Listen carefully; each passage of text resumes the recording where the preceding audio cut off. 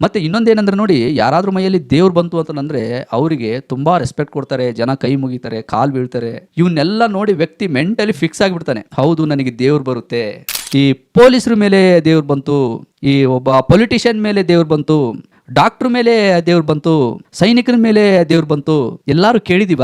ಒಬ್ರು ಒಳ್ಳೆ ಪ್ರಶ್ನೆ ಮಾಡಿದ್ರು, ಮೈ ಮೇಲೆ ದೇವ್ರು ಬರ್ತವೆ ಅಂತ ಹೇಳ್ತಾರೆ, ಇದು ನಿಜನಾ, ನೀವು ನಂಬ್ತೀರಾ ಅಂತ ಹೇಳಿ. ವಾಸ್ತವದಲ್ಲಿ ದೇವ್ರು ಅನ್ನೋದು ಮನುಷ್ಯನ ಮೈಯಲ್ಲಿ ಬರುತ್ತಾ ಇಲ್ವಾ, ಇದ್ರ ಬಗ್ಗೆ ಒಂದ್ ಸ್ವಲ್ಪ ತಿಳ್ಕೊಳ್ಳೋಣ. ಅದಕ್ಕಿಂತ ಮುಂಚೆ ಕೆಲವೊಂದು ವಿಷಯಗಳ ಬಗ್ಗೆ ಯೋಚನೆ ಮಾಡೋಣ. ನೋಡಿ, ಯೋಚನೆ ಮಾಡಿದಾಗ ಮಾತ್ರ ನಮಗೆ ಎಲ್ಲದಕ್ಕೂ ಉತ್ತರ ಸಿಗುತ್ತೆ. ಯೋಚನೆ ಮಾಡ್ಲಿಲ್ಲ ಅಂದ್ರೆ ನಮಗೆ ತಪ್ಪು ಕೂಡ ಸರಿಯಾಗಿ ಕಾಣಿಸ್ಬೋದು. ಹಾಗಾಗಿ ಒಂದು ವಿಷಯದ ಬಗ್ಗೆ ತಿಳ್ಕೊಬೇಕಾದ್ರೆ ಫಸ್ಟ್ ಯೋಚನೆ ಮಾಡ್ಬೇಕು. ಹಾಗಾಗಿ ಫಸ್ಟ್ ಕೆಲವೊಂದು ವಿಷಯಗಳ ಬಗ್ಗೆ ಯೋಚನೆ ಮಾಡೋಣ. ನೋಡಿ, ಈ ಮೈ ಮೇಲೆ ದೇವ್ರು ಬರ್ತವೆ ಅಂತ ಹೇಳ್ತಾರೆ, ಈ ಒಂದು ನಂಬಿಕೆಗಳು ಎಲ್ಲಿದ್ದಾವೆ, ಎಂತ ಜನ ಇವುಗಳನ್ನ ನಂಬ್ತಾರೆ? ನೀವು ಯಾವತ್ತಾದ್ರೂ ಅಬ್ಸರ್ವ್ ಮಾಡಿದ್ದೀರಾ, ಗಮನಿಸಿದ್ದೀರಾ? ನೋಡಿ, ಯಾರಿಗೆ ದೇವರ ಬಗ್ಗೆ ಸರಿಯಾದ ಜ್ಞಾನ ಇರೋದಿಲ್ವೋ, ಅವರಿಗೆ ಸರಿಯಾದ ಬೋಧನೆ ಇರೋದಿಲ್ವೋ, ಸರಿಯಾದ ತಿಳುವಳಿಕೆ ಇರೋದಿಲ್ವೋ ಭಗವಂತನ ಬಗ್ಗೆ, ಅಂತವರು ಇವುಗಳನ್ನ ಹೆಚ್ಚಾಗಿ ನಂಬ್ತಾರೆ, ಮತ್ತೆ ಆಚರಣೆ ಕೂಡ ಮಾಡ್ತಾರೆ. ನಾವು ಹೆಚ್ಚಾಗಿ ಈ ಒಂದು ಹಳ್ಳಿಗಳಲ್ಲಿ ನೋಡಬಹುದು. ಹಳ್ಳಿಗಳಲ್ಲಿ ಇವು ತುಂಬಾ ಅಂದ್ರೆ ತುಂಬಾನೇ ನಡೀತವೆ. ಯಾಕೆಂದ್ರೆ ನೋಡಿ, ಕೆಲವೊಬ್ರು ಏನಿದಾರಲ್ವ, ಅವರು ಹಿಂದಿನ ಒಂದು ಆಚರಣೆಗಳನ್ನ ತುಂಬಾ ಕಟ್ಟುನಿಟ್ಟಾಗಿ ಮಾಡ್ತಾ ಇರ್ತಾರೆ. ಯಾರೋ ಒಬ್ರು ಹಿಂದೆ ಏನೋ ಒಂದು ಸೃಷ್ಟಿ ಮಾಡಿ ಒಂದು ಆಚರಣೆಯನ್ನೋ ಒಂದು ಪದ್ಧತಿಯನ್ನೋ ಮಾಡ್ಕೊಂಡು ಬಂದಿರ್ತಾರೆ,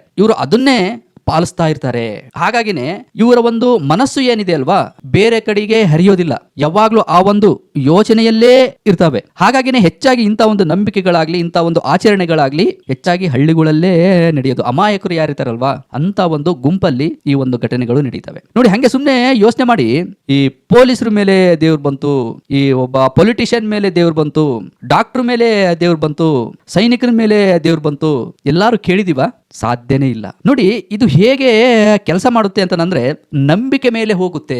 ನಂಬಿಕೆ ಮೇಲೆ ನೋಡಿ, ಈ ಡಾಕ್ಟ್ರು, ಇಂಜಿನಿಯರು, ಆಮೇಲೆ ಪೊಲೀಸು ಮತ್ತು ಪೊಲಿಟಿಷಿಯನ್, ಇವ್ರು ಏನಿದಾರಲ್ವಾ, ಇವರ ಒಂದು ಯೋಚನೆಗಳೇ ಬೇರೆ, ಇವ್ರ ಮನಸ್ಸಲ್ಲಿರೋ ಒಂದು ಆಲೋಚನೆಗಳೇ ಬೇರೆ. ಹಾಗೆ ನೋಡಿ, ಧಾರ್ಮಿಕ ವಿಚಾರಗಳು ಏನಿದೆಯಲ್ಲ, ಹಿಂದಿನಿಂದ ಏನು ಪಾಲಿಸ್ಕೊಂಡು ಬಂದಿರ್ತಾರಲ್ವಾ, ಅವರ ಒಂದು ಮೈಂಡ್ ಸೆಟ್ಟೇ ಬೇರೆ ಇರುತ್ತೆ. ಅಂದ್ರೆ ಇಲ್ಲಿ ನಾನು ಏನ್ ಹೇಳ್ತಾ ಇದ್ದೀನಿ ಅಂತಂದ್ರೆ, ಇಂಥ ಒಂದು ನಂಬಿಕೆಗಳು ಹೆಚ್ಚಾಗಿ ಯಾರಲ್ಲಿ ಇರ್ತಾವೋ ಅವರು ಹೆಚ್ಚಾಗಿ ಇವುಗಳನ್ನ ಮಾಡೋಕೆ ಶುರು ಮಾಡ್ತಾರೆ. ಹಾಗಾದ್ರೆ ಇದು ಭಕ್ತಿನಾ? ಭಕ್ತಿ ಅಲ್ಲ, ಇದು ಭಯ. ಭಯದ ಹೆಸರಲ್ಲಿ ಭಕ್ತಿ. ನೋಡಿ, ಭಕ್ತಿ ಅಂದ್ರೆ ಅದು ತುಂಬಾನೇ ದೊಡ್ಡದು ಇರ್ಲಿ, ಅದನ್ನ ಇನ್ನೊಂದ್ಸರಿ ನಾನು ನಿಮಗೆ ತಿಳಿಸ್ತೀನಿ. ಈಗ ಈ ಒಂದು ವಿಷಯದ ಬಗ್ಗೆ ಮಾತಾಡೋದಾದ್ರೆ, ಇದು ಭಯ. ಇದು ನೋಡಿ, ಒಬ್ಬ ವ್ಯಕ್ತಿ ಮೈಯಲ್ಲಿ ದೇವ್ರು ಬಂದಿದೆ ಅಂತಂದ್ರೆ ಆ ವ್ಯಕ್ತಿ ಯಾವ ರೀತಿ ಆಡ್ತಾನೆ, ತುಂಬಾ ವಿಕಾರವಾಗಿ ಆಡ್ತಾನೆ. ಮಚ್ಚಿಡ್ಕೊಂಡು ಕೆಲವೊಬ್ರು ಡ್ಯಾನ್ಸ್ ಮಾಡ್ತಾರೆ, ಇನ್ ಕೆಲವೊಬ್ರು ಬೆಂಕಿಯಲ್ಲಿ ನಡೀತಾರೆ, ಇನ್ ಕೆಲವೊಬ್ರು ಜೀವಂತ ಪ್ರಾಣಿಗಳ ರಕ್ತವನ್ನ ಹೀರ್ತಾರೆ, ಮತ್ತೆ ಇನ್ ಕೆಲವೊಬ್ರು ಅಂದ್ರೂ ಚಿಕ್ಕ ಮಕ್ಕಳು ಅವ್ರ ಮೇಲೆ ಹತ್ತುತ್ತಾರೆ. ನೋಡಿ, ಇಂಥ ಒಂದು ಘಟನೆಗಳನ್ನ ನೋಡಿದ್ರು ಅಂದ್ರೆ ಅಮಾಯಕರು ಯಾರಾದ್ರು, ಅವ್ರಿಗೆ ಏನು ಜ್ಞಾನ ಇಲ್ಲ, ಏನು ತಿಳುವಳಿಕೆ ಇಲ್ಲ ದೇವ್ರ ಬಗ್ಗೆ, ಭಗವಂತನ ಬಗ್ಗೆ, ಅಂತವ್ರು ಏನಾರು ಇಂಥ ಒಂದು ಘಟನೆಗಳನ್ನ ನೋಡಿದ್ರು ಅಂದ್ರೆ, ಓ ಇದು ಒಂದು ದೊಡ್ಡ ಪವಾಡ, ಇವ್ರ ಹತ್ರ ತುಂಬಾ ಶಕ್ತಿ ಇದೆ ಅಂತ ಹೇಳಿ ಸಡನ್ ಆಗಿ ನಂಬಿ ಬಿಡ್ತಾರೆ. ನೋಡಿ, ಈ ನಂಬಿಕೆ ಹೇಗುಟ್ಟಿತು? ಭಯದಿಂದ. ಯಾಕೆ ಅವರು ವಿಚಿತ್ರವಾಗಿ ಆಡ್ತಾರೆ? ಇದ್ರ ಬಗ್ಗೆ ಒಂದು ಸ್ವಲ್ಪ ಯೋಚನೆ ಮಾಡೋಣ. ಈಗ ನಿಜವಾಗ್ಲೂ ಅವ್ರ ಮೈಯಲ್ಲಿ ಏನಾದ್ರು ದೇವ್ರು ಬರುತ್ತಾ? ನಮ್ಮ ಮೈಂಡ್ ಯಾವ ರೀತಿ ಕೆಲಸ ಮಾಡುತ್ತೆ ಅಂತಂದ್ರೆ, ಇವಾಗ ಫಾರ್ ಎಕ್ಸಾಂಪಲ್, ನಾನೇನಾದ್ರೂ ಚಿಕ್ಕ ವಯಸ್ಸಿಂದಾನು ಇಂಥ ಒಂದು ಆಚರಣೆಗಳ ಮಧ್ಯೆ ಬೆಳೆದೆ ಅಂತಂದ್ರೆ, ಅಂದ್ರೆ ನಾನಲ್ಲಿ ಜಾತ್ರೆಗೆ ಹೋಗ್ತಾ ಇರ್ತೀನಿ ವರ್ಷ, ಮತ್ತಲ್ಲಿ ಒಬ್ರು ಮೈಯಲ್ಲಿ ದೇವ್ರು ಬರ್ತಾ ಇರುತ್ತೆ. ಅವರು ಹೇಗೆಲ್ಲ ಮಾಡ್ತಾರೋ, ಹೇಗೆಲ್ಲ ಕಿರ್ಚಾಡ್ತಾರೋ, ಕೈ ಕಾಲೆಲ್ಲ ಹೇಗೆಲ್ಲ ಅಲ್ಲಾಡ್ಸ್ತಾರೋ, ಅವನ್ನೆಲ್ಲ ನಾನು ನೋಡ್ತಾನೆ ಇರ್ತೀನಿ. ಮತ್ತೆ ಅಲ್ಲಿ ಒಂದು ಸೌಂಡ್ ಸಿಸ್ಟಮ್ ಆಯ್ತು, ಒಂದು ಟಮಟೆ ಆಯ್ತು, ಒಂದು ಡ್ರಮ್ ಸೌಂಡ್ ಆಯ್ತು, ಇದನ್ನ ನಾನು ಚಿಕ್ಕ ವಯಸ್ಸಿಂದಾನೇ ನೋಡ್ತಾ ಬರ್ತಾ ಇದ್ದೀನಿ. ಇದು ಏನಾಗುತ್ತೆ ಅಂತಂದ್ರೆ ನೋಡಿ, ನನ್ನ ಮನಸ್ಸಲ್ಲಿ ಹಾಗೆ ಉಳ್ಕೊಂಡ್ಬಿಡುತ್ತೆ. ನಮ್ಮಲ್ಲಿ ಒಂದು ಸಬ್ ಕಾನ್ಶಿಯಸ್ ಮೈಂಡ್ ಅನ್ನೋದು ಒಂದಿರುತ್ತೆ. ನಾವು ಹುಟ್ಟಿದಾಗಿಂದ ಹಿಡಿದು ಇಲ್ಲಿವರೆಗೂ ಏನೆಲ್ಲ ನೋಡಿದೀವೋ, ಏನೆಲ್ಲ ಕೇಳಿದೀವೋ, ಅದೆಲ್ಲ ನಮ್ಮ ಒಂದು ಸಬ್ ಕಾನ್ಶಿಯಸ್ ಮೈಂಡ್ ಅಲ್ಲಿ ಸ್ಟೋರೇಜ್ ಆಗಿರುತ್ತೆ. ನೋಡಿ, ಇದು ಯಾವ ರೀತಿ ಕೆಲಸ ಮಾಡುತ್ತೆ ಅಂತಂದ್ರೆ, ಇದರಲ್ಲಿ ಯಾರು ತುಂಬಾ ಬಲವಾದ ನಂಬಿಕೆಯನ್ನ ಇಟ್ಟಿರ್ತಾರೋ ಅವರಲ್ಲಿ ಅಷ್ಟೇ ಇದು ಕೆಲಸ ಮಾಡುತ್ತೆ. ಹೇಗೆಂದ್ರೆ ನೋಡಿ, ಒಬ್ಬ ವ್ಯಕ್ತಿ ದೇವ್ರು ಬರುತ್ತೆ ಅಂತ ಹೇಳಿ ಆ ಒಂದು ಸ್ಥಳಕ್ಕೆ ಇನ್ನು ಎರಡು ಮೂರು ದಿವಸ ಮುಂಚೆನೆ ಹೋಗಿ ಅಲ್ಲಿ ಕೂರಿಸಿರ್ತಾರೆ. ಅಂದ್ರೆ ಆ ವ್ಯಕ್ತಿ ಅಲ್ಲಿ ಒಂದೆರಡು ದಿವಸ ಉಪವಾಸ ಮಾಡ್ತಾನೆ,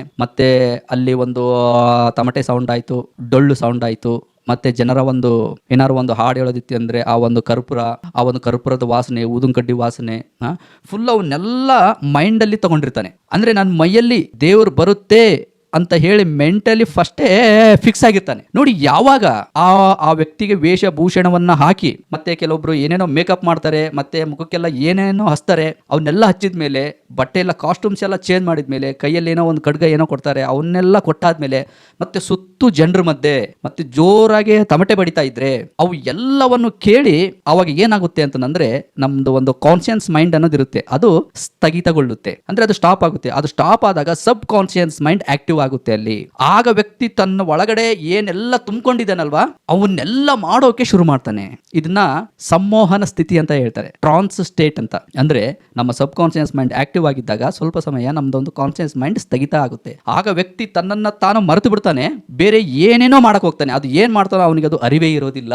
ಆ ಒಂದು ಸ್ಟೇಜ್ಗೆ ಹೋಗ್ತಾನೆ. ಈ ಒಂದು ಸ್ಟೇಜ್ ಹೇಗೆ ಸೃಷ್ಟಿಯಾಗುತ್ತೆ ಅಂತಂದ್ರೆ, ಚಿಕ್ಕ ವಯಸ್ಸಿಂದನೂ ಆ ವ್ಯಕ್ತಿ ಏನೆಲ್ಲ ನೋಡಿದಾನೋ, ಏನೆಲ್ಲ ಕೇಳಿದಾನೋ ಅವನ್ನೆಲ್ಲ ತುಂಬ ಡೀಪಾಗಿ ಮೈಂಡಲ್ಲಿ ತುಂಬಿಕೊಂಡಿರ್ತಾನೆ. ಅಂದರೆ ಅದ್ರ ಬಗ್ಗೆ ತುಂಬ ಆಳವಾಗಿ ಹೋಗಿರ್ತಾನೆ.